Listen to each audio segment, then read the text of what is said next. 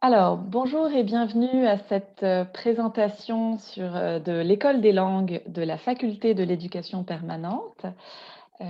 Aujourd'hui, nous allons vous présenter nos différents cours et nous sommes plusieurs autour de la table virtuelle.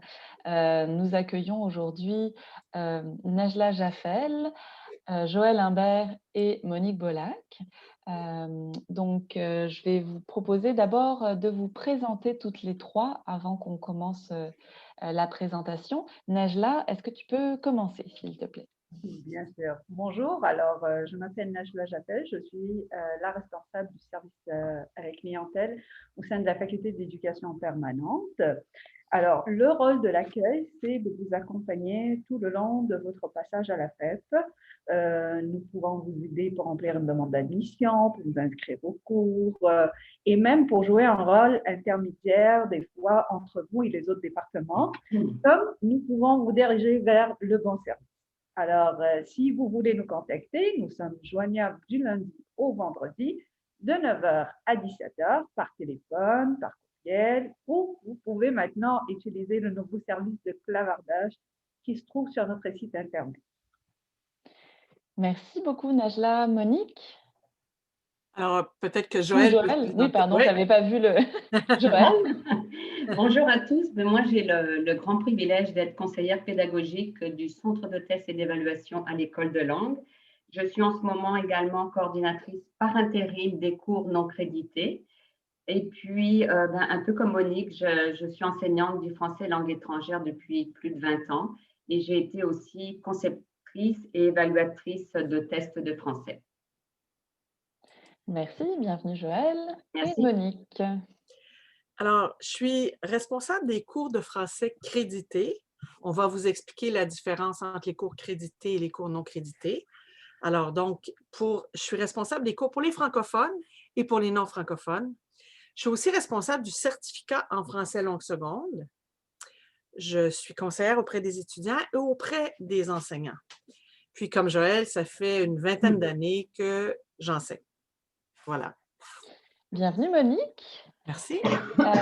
Et moi, je m'appelle Laura Belfadla, je travaille aux communications de la FEP.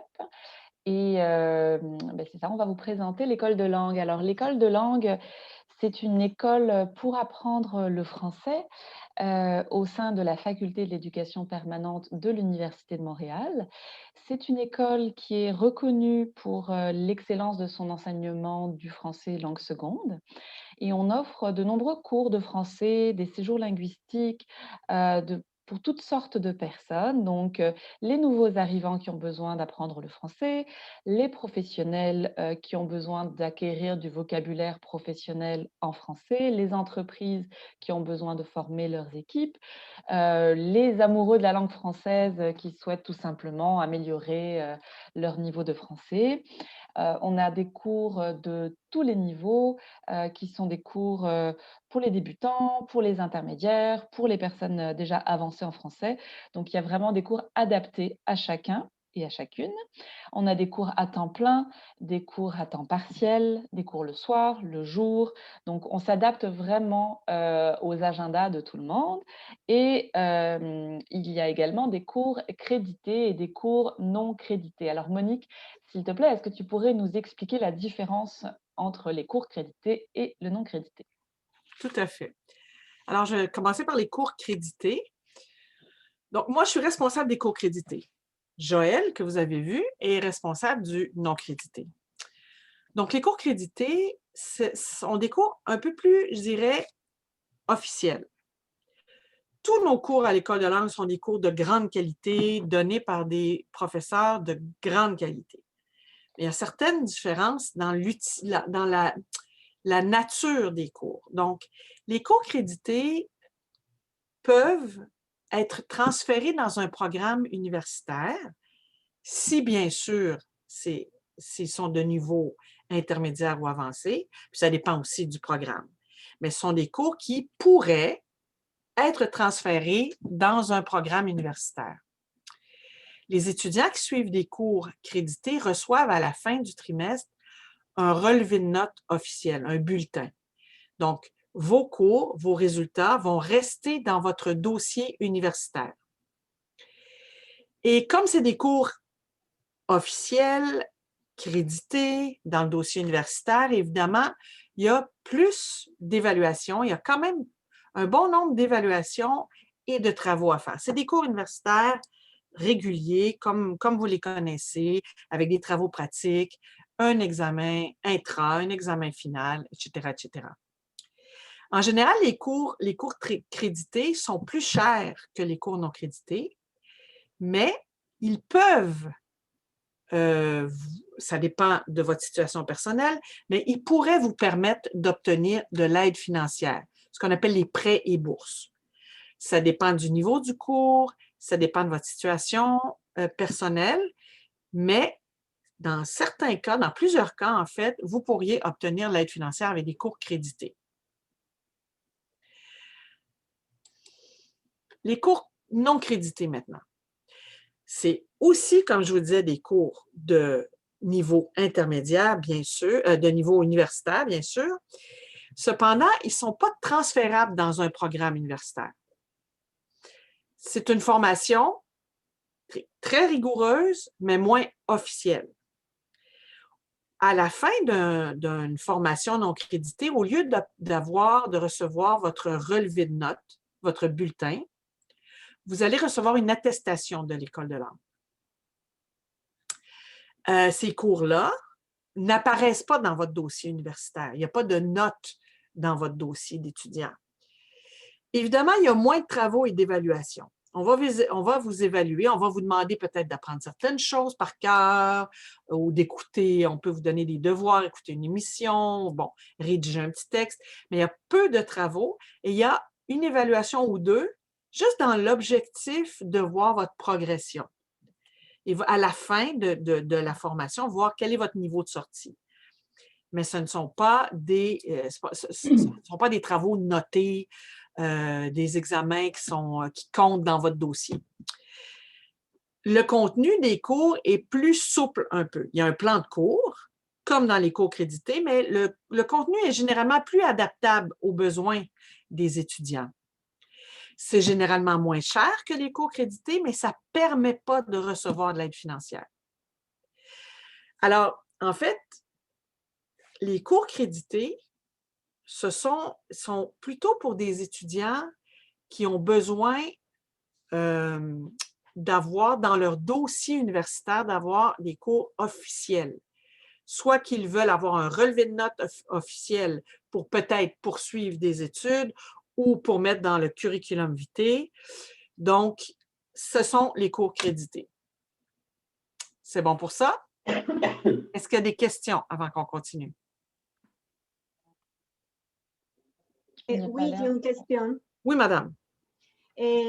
Quand les cours non crédités sont adaptables aux besoins des étudiants, si par exemple mon intérêt c'est améliorer mon français écrit, mais l'ensemble des étudiants besoin pas exactement d'améliorer son français écrit, ça signifie que je n'aurai pas un cours focalisé en français écrit? Écoutez, ma collègue, Mme Imbert, Joël, va vous parler après plus en détail des cours non crédités. Mais ce que je pourrais vous répondre, c'est que les cours non crédités ont quand même des thèmes. Donc, si vous choisissez, je vais dire n'importe quoi, un cours de français non crédité pour les professionnels, bien, vous allez parler du domaine professionnel. Vous comprenez? Les cours non crédités, Madame Joël va vous présenter tout à l'heure toutes les possibilités. Vous allez peut-être mieux comprendre le contenu. Mais évidemment, vous devez choisir un cours non crédité en fonction de vos intérêts. C'est bon? Oui, merci. D'accord. Est-ce que je continue, Laura? Oui, je pense qu'il n'y a pas d'autres questions et il n'y a pas de questions dans le chat. Parfait. Alors, je peux vous parler maintenant? Oui, alors, pardon, oui, c'est ça. Je voulais est-ce qu'on pourrait, peut-être, comme tu as précisé que tu étais responsable du certificat de français langue seconde, quelle est la différence en fait entre être étudiant au certificat et être étudiant libre de français? D'accord. Ah, c'est important comme précision. Alors, on va parler ici des cours crédités.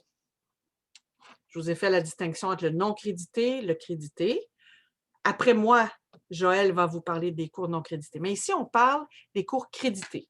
Quand vous entrez à l'université, quand vous désirez entrer à l'université pour suivre une formation créditée, en général, vous avez le choix entre deux statuts.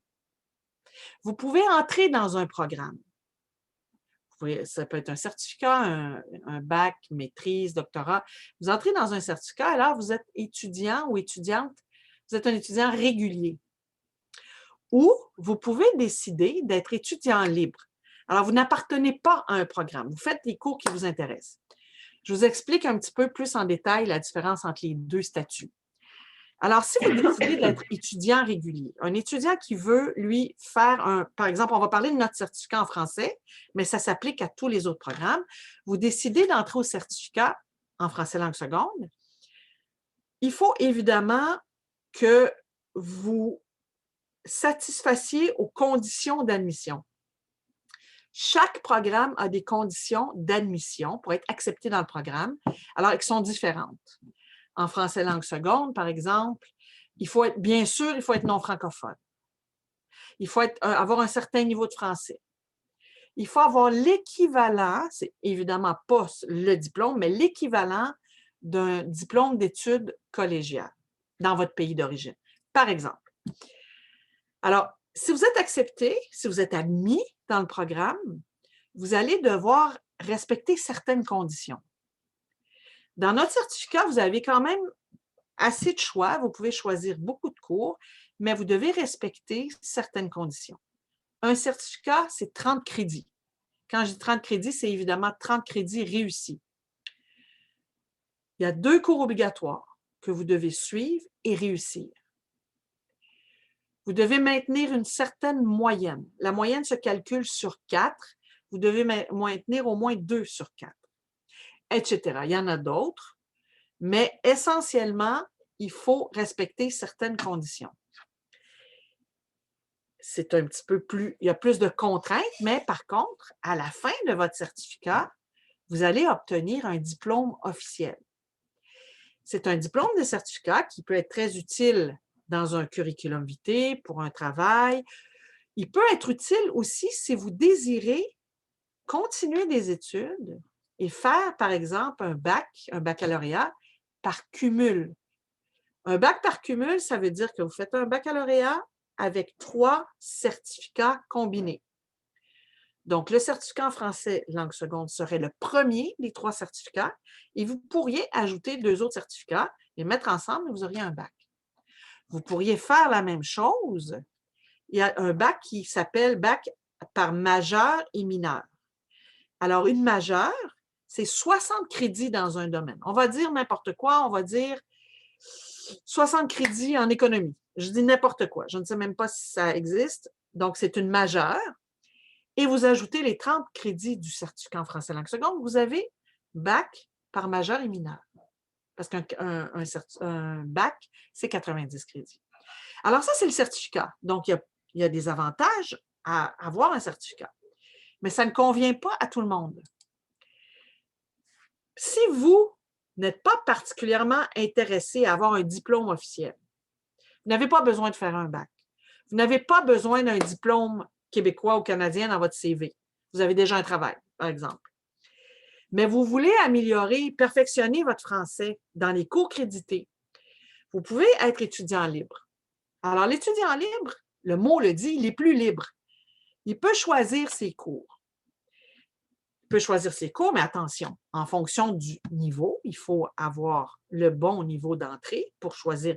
Si on est niveau 3, si on est niveau intermédiaire, on ne peut pas choisir un cours débutant pour que ce soit facile ou un cours avancé qui va être trop difficile pour nous. Et il faut, même si on est libre, étudiant libre, il va falloir suivre les règles de progression. Hein, il faut faire tant de crédits dans un niveau pour accéder au niveau suivant, etc., etc. Mais vous pouvez choisir vos cours. Vous n'êtes pas obligé de vous soumettre aux conditions du certificat, excepté les règles de progression. Vous n'êtes pas obligé de faire 30 crédits, bien sûr. Vous pouvez suivre un seul cours, 2, 3, etc. À la fin, par contre, vous ne recevez pas de diplôme, mais vos cours se retrouvent dans votre dossier universitaire. Vos notes, les notes que vous avez obtenues, les résultats se retrouvent dans le dossier. Vous recevez un relevé de notes officiel. Puis finalement, vous pouvez commencer comme étudiant libre. Vous faites un certain nombre de cours et là, vous vous dites, pourquoi je ne termine pas? Pourquoi je peux pas? Pourquoi je ne ferai pas le certificat? C'est jamais trop tard. Vous pouvez tout simplement changer votre statut, faire une demande d'admission à la bonne date, au bon moment, faire une demande d'admission au certificat et les cours qui seront du bon niveau, qui seront réussis, que vous avez fait comme libre, seront transférés au certificat en français. Est-ce qu'il y a des questions pour ça? Ne soyez pas timide. Oui, moi encore. Vous encore? Oui. Allez-y, je vous écoute. Oui, je pensais que les cours non crédités étaient égaux que les statuts d'étudiants libres. Non, c'est deux choses vraiment différentes. Les cours, en fait, les cours crédités sont les cours crédités. C'est le statut de l'étudiant qui va changer. Quand vous suivez des cours crédités, quand vous décidez de faire des cours crédités officiels avec un relevé de notes, etc., vous avez le choix entre deux statuts, grosso modo. Vous pouvez être étudiante régulière dans un certificat ou dans un programme, certificat, bac, maîtrise, etc., ou vous pouvez être étudiante libre. Ces deux statuts-là s'appliquent aux cours crédités. Les cours crédités, c'est complètement autre chose. Joël va vous en parler, mais c'est des cours qui ne mènent pas à un relevé de notes officiel. Oui. Oui, parce que oui, moi, je me place surtout dans les cours non crédités, mais je pense que je pourrais aussi avoir le statut d'étudiant libre. Mais j'attendrai la présentation de Madame Joël.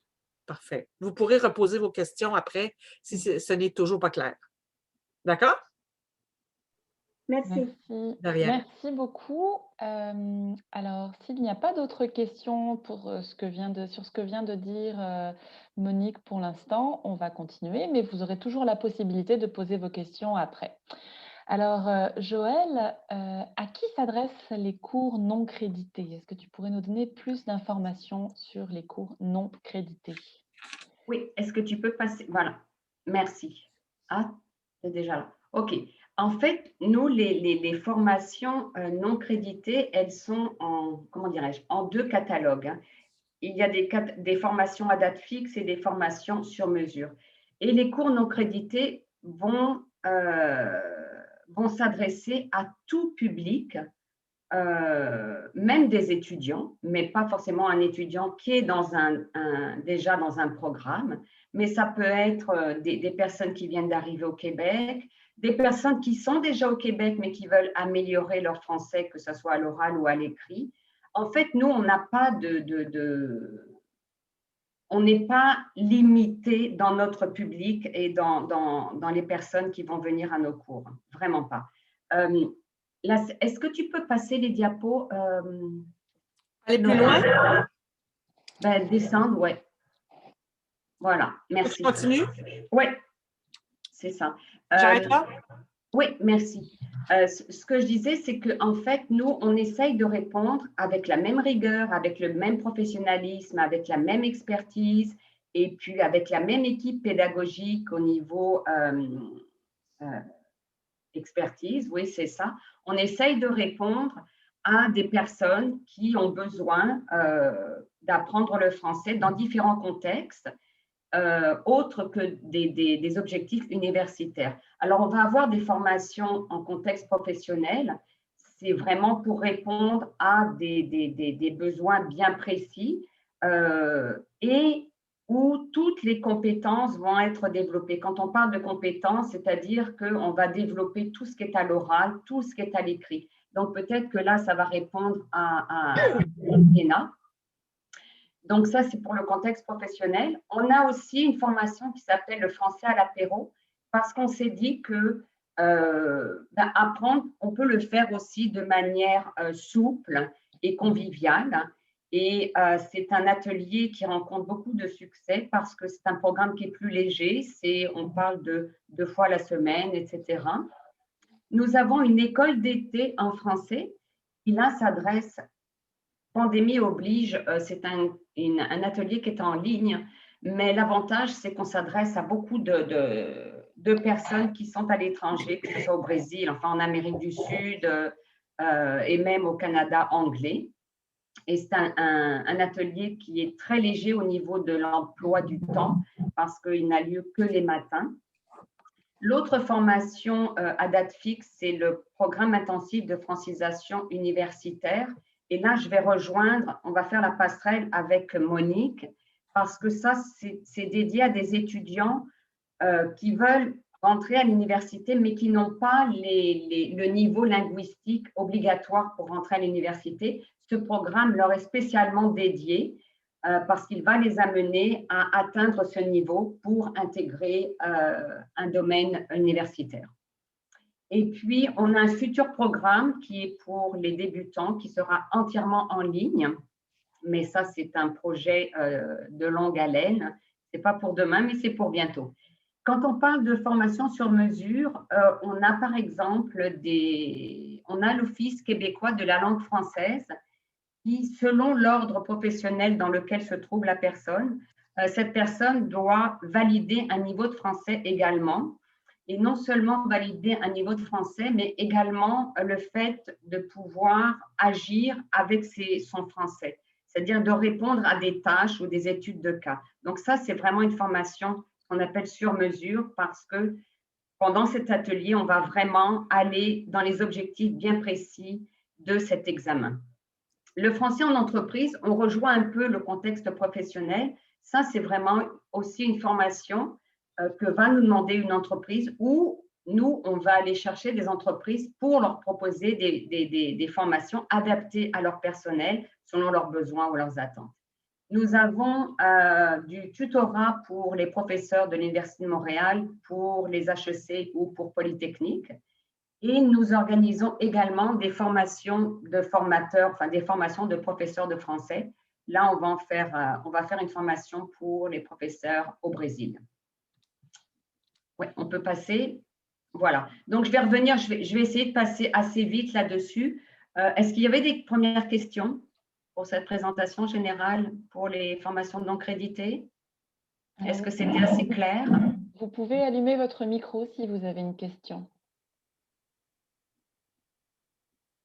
Bon, pas de questions pour l'instant. OK, donc je vais continuer. L'idée du français en contexte professionnel, c'était de perfectionner son français. Pourquoi? Parce que l'objectif, c'est de travailler en français. Quand on apprend une langue, on n'apprend pas forcément pour apprendre, on apprend pour comprendre, mais l'ultime objectif, pour moi, c'est vraiment d'apprendre pour agir. C'est-à-dire que qu'est-ce que je fais avec ce que j'apprends en français? Je vais pouvoir réaliser une tâche. Et c'est ça l'objectif général, en fait, d'une langue. Et puis, Monique va être d'accord avec moi, qu'on soit en crédité ou en non crédité, c'est qu'est-ce que je fais, qu'est-ce que je suis capable de faire avec ces outils linguistiques. Je vais pouvoir travailler, je vais pouvoir parler avec mes amis, je vais pouvoir intégrer un projet universitaire, je vais pouvoir ajouter des crédits à mon dossier d'étudiant, etc. Donc là, il est vraiment en contexte professionnel sous forme d'atelier avec des activités variées, mais toujours dans le contexte de sa profession. Et bien sûr, il y a toujours un forum de discussion, des échanges, parce que ça, c'est très important que les participants puissent échanger entre eux. Oui, tu peux passer, Laura. Je vous ai parlé du français à l'apéro. Là aussi, comme tout à l'heure, en contexte professionnel, on apprend pour agir, pour réaliser une tâche. Là aussi, on apprend pour profiter de la vie. Le français, c'est bien, ça nous permet de travailler, ça nous permet de parler, puis ça nous permet aussi de profiter de la vie. Puis là, on l'a vu sous forme de français à l'apéro parce que c'était un atelier très convivial et très ludique également parce que ce n'est pas parler pour parler, mais on avait des objectifs quand même à tenir. Donc, c'est pour ça on va développer aussi des outils lexicaux, grammaticaux, de phonétique. Et puis, on va organiser des discussions et des échanges avec des jeux de rôle ou des exercices de simulation. Oui.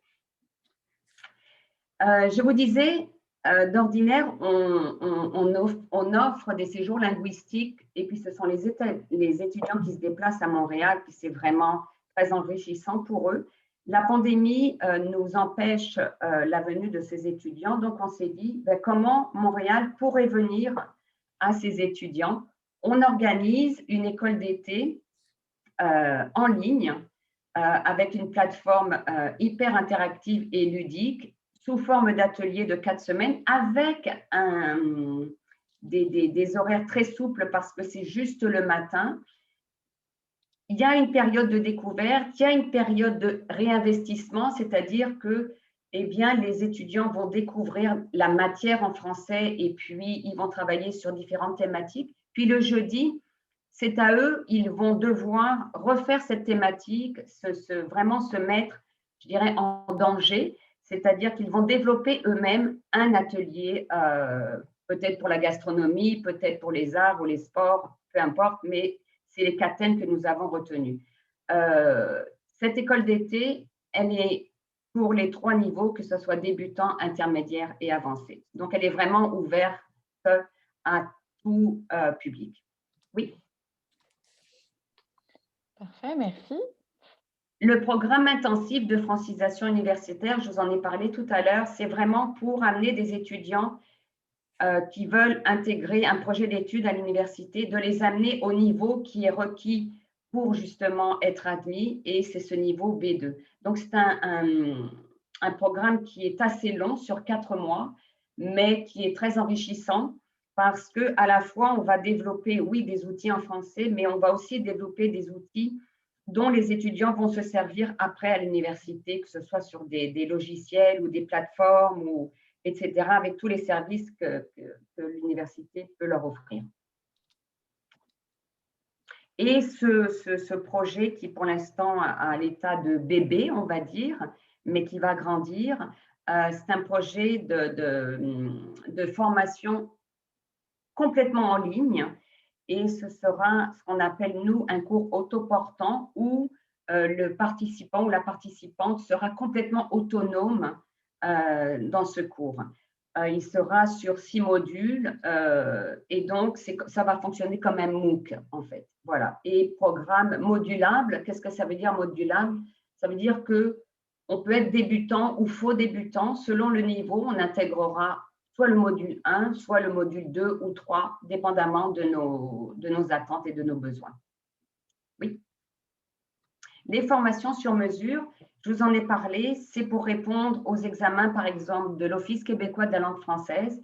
Là, c'est très ciblé parce que selon les ordres professionnels, vous devez justifier, attester d'un niveau de français. Donc, c'est vraiment quelque chose qui est réservé de 1 à des professionnels et de 2, il faut avoir un niveau de départ avancé parce que c'est vraiment réservé pour se préparer à cet examen. Alors, bien sûr, on ne fait pas que se préparer à cet examen.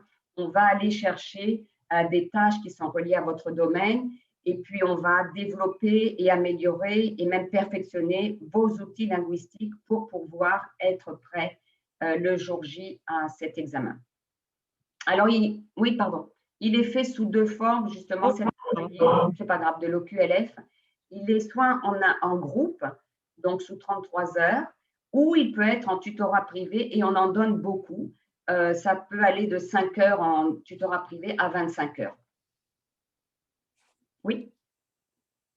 Le français en entreprise, là, on va aller chercher ou on va répondre aux demandes d'une entreprise qui a besoin d'améliorer le niveau de français de certains employés. Donc là, on va aller analyser ses besoins, ses attentes. On va personnaliser le cours dans le domaine de cette entreprise et donc on va répondre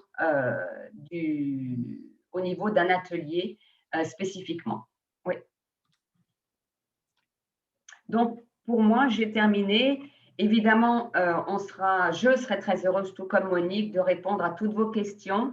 On est toujours très ouvert à l'école de langue. On essaye de développer le plus de choses possible pour répondre à la demande. Même Monique, en cours crédité, elle a toujours des nouvelles demandes également. Merci Voilà. beaucoup, Joël. Est-ce qu'il y a des questions sur ce qui vient d'être présenté par Madame Imbert?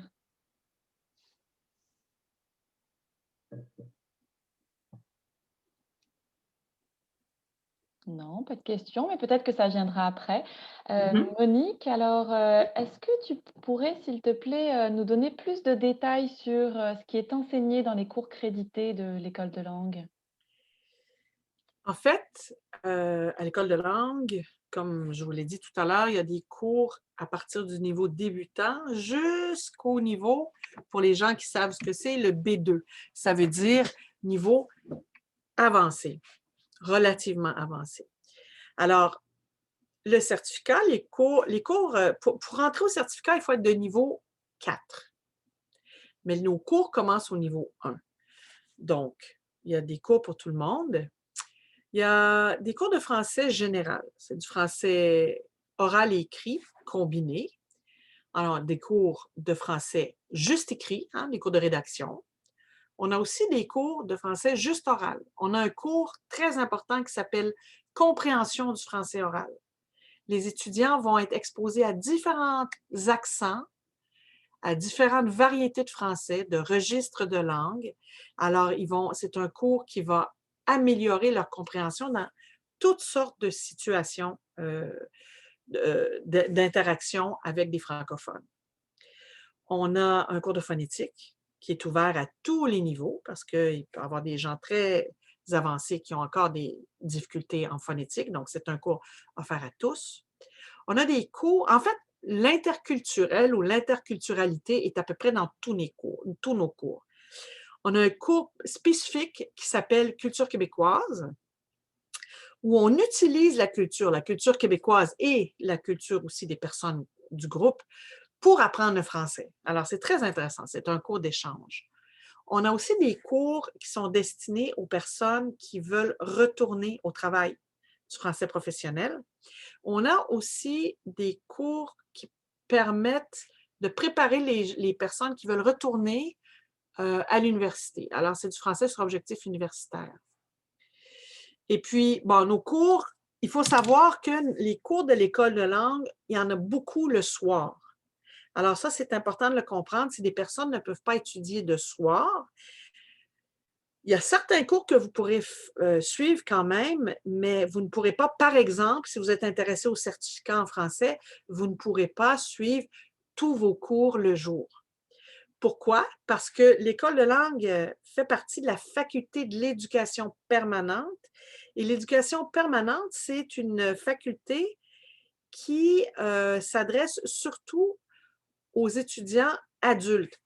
Tout le monde est adulte à l'université, mais adulte. Donc, des personnes qui retournent aux études. Souvent, ce sont des personnes qui travaillent le jour. Alors, beaucoup de cours de notre faculté se donnent le soir. À l'école de langue, on a certains cours qui se donnent le matin. Ce sont des cours intensifs. Des cours qui se donnent tous les matins pendant 6 semaines, 2 après-midi par semaine.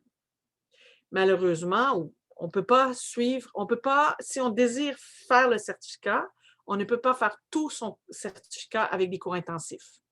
Il faut varier dans tous les cours que je vous ai énumérés, du français général, des cours d'écrit, des cours de phonétique, etc., etc. Donc, vous pouvez faire quelques cours, vous pouvez faire 2 cours intensifs durant vos études de certificat, mais pas plus. Si vous êtes étudiant libre, vous pouvez faire le nombre de cours intensifs que vous voulez. Il y a certains cours qui se donnent le samedi aussi. Il y a des cours qui se donnent, ce qu'on appelle les cours extensifs, donc 1 ou 2 fois par semaine. Alors, ce sont des cours de 3 crédits. Chaque cours régulier, ça veut dire chaque cours extensif est de 45 heures en salle de classe. Je veux dire en salle de classe parce que là, on est à distance. Mais je dirais avec le professeur, avec l'enseignant, c'est 45 heures de cours. Donc, si vous décidez de suivre 4 cours, d'avoir 12 crédits dans un trimestre, par exemple, de septembre à décembre. Si vous décidez de prendre 12 crédits, vous allez avoir 4 cours de 45 heures. Ou bien, vous pourriez suivre des cours intensifs qui sont plus lourds, hein? C'est des cours de 6 crédits. Alors, vous faites 2 cours intensifs et vous avez 12 crédits. Voilà. Sur ça, est-ce qu'il y a des questions? Sur les cours, la sorte de cours, le type de cours, en fait, le format. Est-ce qu'il y a des choses qui ne sont pas claires?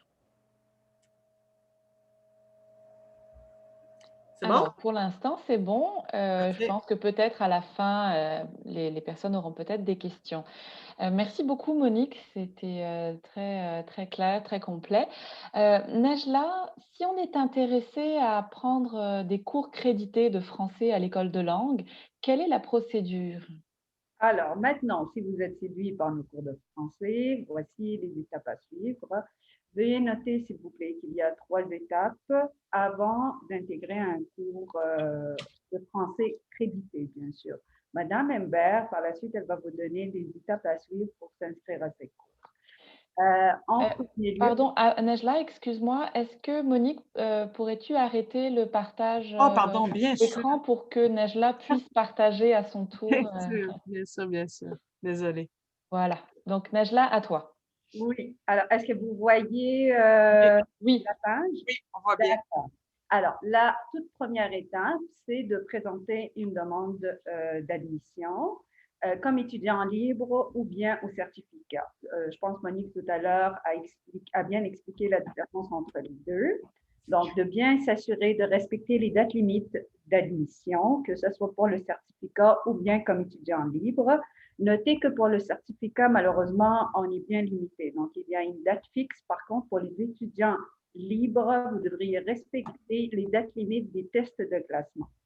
Donc, une fois la demande remplie payée, vous allez recevoir un numéro de confirmation que vous devriez noter parce que vous allez l'utiliser pour l'étape suivante, qui est le test de classement obligatoire.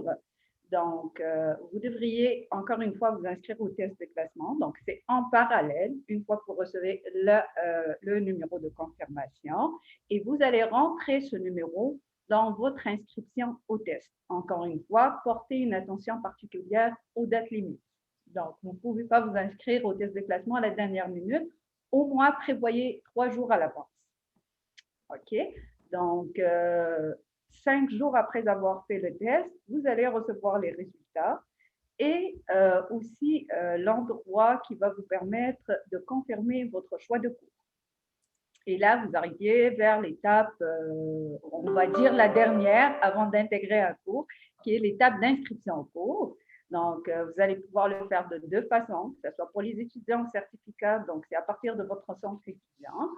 Pour les étudiants libres, ils peuvent le faire aussi à partir du centre étudiant ou à partir d'un formulaire qui se trouve sur notre site et qui est confirmé votre choix de cours. Donc, vous pourriez trouver l'ensemble de ces informations sur notre site internet, l'écoledelangue.umontréal.ca. N'oubliez pas, comme je vous ai dit tout à l'heure, on peut vous accompagner. Donc, si vous avez des questions, n'hésitez pas à appeler le service de l'accueil. On va pouvoir vous aider. Je ne veux pas m'attarder sur les autres étapes. Je veux tout simplement que vous reteniez les 3, les essentiels. Puis par la suite, vous allez voir une fois vous allez suivre les cours, vous allez comprendre les autres étapes, que ce soit le paiement des frais, l'assurance maladie, etc. Voilà. Donc, si vous avez des questions, n'hésitez surtout pas, s'il vous plaît. Merci Najla. Alors, vraiment, je répète parce qu'il y a une super équipe qui est à votre disposition pour vous aider à faire la demande d'admission. Donc, appelez l'équipe de Najla et vous allez pouvoir être aidé pour aller vraiment étape par étape, vous faire votre Et profitez, Laura, peut-être pour donner le numéro de téléphone tout de suite, Oui. parce que je dois vous quitter. J'ai quelqu'un à 13h, donc je vous laisse le numéro si jamais vous voulez me parler ou vous parler avec quelqu'un de l'équipe. Donc, c'est le 514-343-6090. On peut vous aider tout de suite. Alors, 514 4 Non, 5, 1, 4, 3, 4, 3, 60, 90. Alors, je l'ai mis dans le chat. Comme ça, Parfait. vous l'avez écrit si jamais vous n'avez pas eu le temps de l'écrire. Alors, merci Najla. Donc là, tu peux arrêter le... Parfait, merci.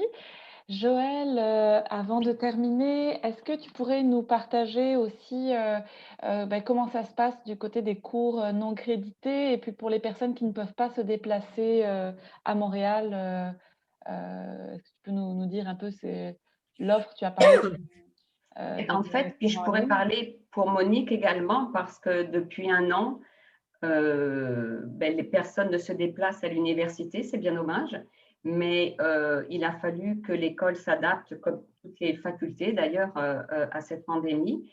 Et nous, notre catalogue, je dirais, de formation, toutes nos formations sont en ligne en ce moment, comme pour toi, Monique, hein, donc Tout on à est fait. bien d'accord. Donc, Ça va légèrement, excuse-moi de t'interrompre, ça va légèrement changer à l'automne. Il y aura exact, quelques cours qui auront quelques séances en personne, oui, mais il y aura encore beaucoup de cours à distance. c'est ça. Normalement, ça devrait revenir à la normale à l'hiver, mais on croise les doigts, c'est pas certain. C'est ça. Et d'un autre côté, moi, cette pandémie, ce qu'elle m'a appris, c'est que oui, on peut donner des cours en ligne. Oui, on peut aller chercher un public qui est très loin, qui ne peut pas se déplacer, venir à Montréal de suite. Mais ça permet aux personnes, peut-être à des immigrants qui ont le projet de voyager au Québec, de venir s'installer, d'anticiper leur arrivée pour justement améliorer leur niveau de français. Donc oui, on retournera à l'université prochainement et tant mieux, mais pour les cours non crédités, on gardera une bonne partie de nos formations également en ligne et en présentiel. D'accord. Comment on s'inscrit, Joël, à tes cours? Par la FEP, c'est par le même que toi, non, Monique? Bonne question. Non, les cours non crédités, non crédités, c'est sûrement sur le site Oui, c'est de ça. l'école. Il faut D'accord. vraiment aller sur le site que De j'ai l'école. donné, qui était marqué sur la diapo tout à l'heure. Et puis là, on a tous les renseignements, que ce soit par cours proposé. On a vraiment le site pour s'inscrire ou pour avoir des renseignements. Nous allons envoyer, après la présentation, un courriel à tous les participants avec, les liens. Comme ça, vous allez pouvoir aller facilement, on va vous indiquer pour vous inscrire aux cours crédités et pour vous inscrire aux cours non crédités. Donc comme ça va être plus facile, pour tout le monde de savoir, exactement où aller. Merci. Merci beaucoup. Je voudrais conclure avec le fait que l'avantage en fait de passer par une faculté comme la faculté de l'éducation permanente et donc l'école de langue, c'est que comme le disait tantôt Monique, il y a beaucoup de cours le soir, ce qui permet de travailler et de pouvoir suivre les cours. Je dirais également qu'il y a une qualité d'enseignement qui est vraiment reconnue, une diversité de cours très, très, très grande. En fait, on a l'offre de cours la plus variée au niveau des cours de français au Canada. Il y a vraiment un accompagnement qui est fait, comme vous avez pu voir, avec des conseillères comme les personnes qui travaillent avec Najla pour vous accompagner, aussi des conseillères pour vous indiquer les bons choix de cours par rapport à votre parcours, etc. Donc, c'est vraiment, il y a un accompagnement qui est offert par la faculté. Et puis, moi, j'aime beaucoup le fait qu'on ait aussi des cours, qui sont le fun aussi, donc les cours de français à l'apéro, les cours, ça permet aussi de voir que le français, c'est une langue pour pouvoir communiquer. Alors oui, pour le travail et oui, parce qu'on en a besoin, mais aussi pour le plaisir, pour les rencontres, et donc ça permet aussi bah, de continuer son chemin au Québec et il y a pas mal de cours différents qui vous permettront de le faire. Donc, merci beaucoup à tout le monde. On va passer à la période de questions-réponses.